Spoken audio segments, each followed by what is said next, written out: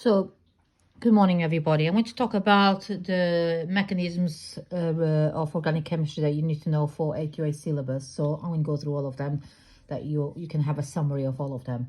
So we'll start by doing the free radical substitution of alkanes.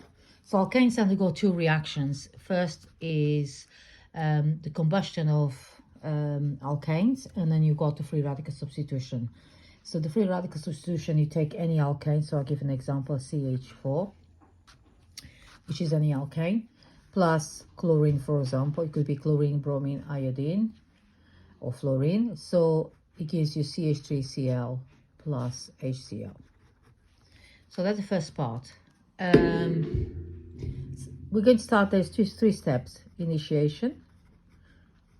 So I'm going to stop now because the camera. Right, today I'm going to start talking about the mechanisms for A-level chemistry AQA syllabus that you need to know. So I'm going to give examples of each one of them and how to work them out, okay? So I'm going to start with the free radical substitution of alkanes. So you got the overall equation, which is, for example, is any alkane that you have, plus you can have your chlorine, bromine, iodine, or fluorine. Then you always end up with your haloalkane plus HCl comes out. Now we're going to work out how you get this overall equation happening in your mechanism that you need to know.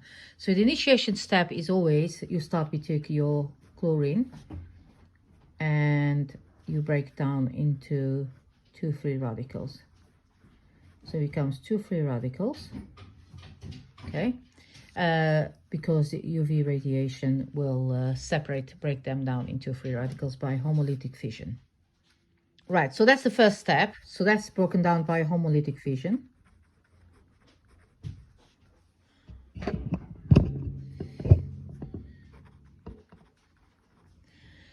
Which is breaking off the bond equally, forming two free radicals.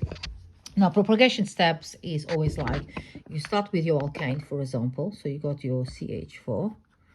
The CH4 is attacked by your free radical. So in this case, it's your Cl.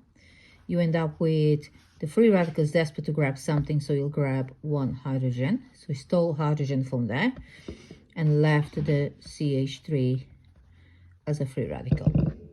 And then the CH3 free radical now is desperate to grab something to stabilize the molecule. Then he grabs one chlorine from the chlorine, one chlorine from the chlorine molecule. So now he grabs one of those, so it becomes happy. So he's got CH3Cl and then leaves the other Cl free radical behind. So that's the propagation step for any free radical substitution of alkanes. Now, the termination steps, there's three termination steps. So any three radicals can bump into each other and form a bond.